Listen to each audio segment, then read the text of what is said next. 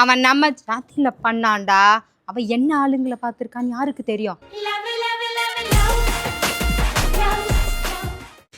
எங்க குடும்பத்துல இப்படி ஒரு தைரியம் யாருக்கும் வரல. ஆனா நேத்து முளைச்ச காளான் உனக்கு எவ்வளவு தைரியம்?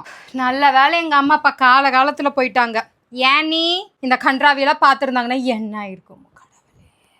இந்த விஷயத்த கேட்ட உடனே எனக்கு கையும் ஓடல காலும் ஓடல. அண்ணன் செத்துருப்பாருன்னு நினைச்சு இங்க வந்தா வரதட்சணை மிச்சமாவும் சொல்றீங்க.